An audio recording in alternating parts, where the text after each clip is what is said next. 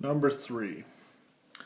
A typical lightning bolt might transfer 10 to the 9th joules of energy across a potential difference, I've seen that word before, of 5 times 10 to the 7th volts over a time interval of 0.2 seconds. Estimate the approximate amount of charge transferred, the current in a lightning bolt, and the average power delivered. Okay, so given, start with that. My energy is 1 times 10 to the 9th joules.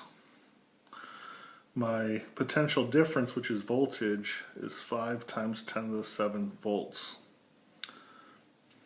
Right?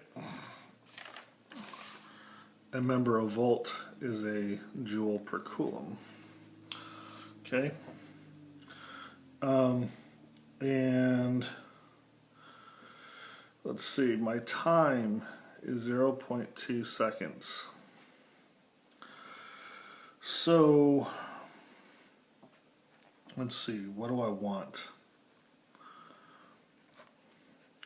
I want in part A, I want the charge, which will be in coulombs. And B, I want the current, which will be in amps. And for part C, I want the power, which will be in watts. Okay, so let's see, what are we going to use? So, I have an older equation which says change potential energy is equal to the charge times change in voltage. So I'm just going to call this back up here, potential energy. Okay, which means the charge is change in potential energy divided by change in voltage, which is potential difference, right? So my charge, I'll move this up a bit. My charge is going to be 1 times 10 to the 9th joules divided by 5 times 10 to the 7th volts.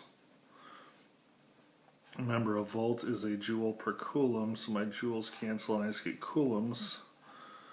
And that ends up being 20 coulombs. Okay, now my current. Well, we learned before that current is change in charge over change in time. So that's going to be 20 coulombs over 0.2 seconds, which is going to be 100 coulombs per second, which is 100 amps. Okay, part C, power. Well, I could find that two ways. First, I can say power is change in energy, in this case potential energy over change in time. So my potential energy was 1 times 10 to the 9th joules divided by 0.2 seconds. You do the math on that, you get 5 times 10 to the 9th watts, because joules per second is a watt, right? Or that's 5 gigawatts. Alternately, I could also do power equals IV, which was new in this section, which means I have 100 amps times 5 times 10 to the 7th volts, and I get 5 times 10 to the 9th watts, or again 5 gigawatts. So I could find that either way.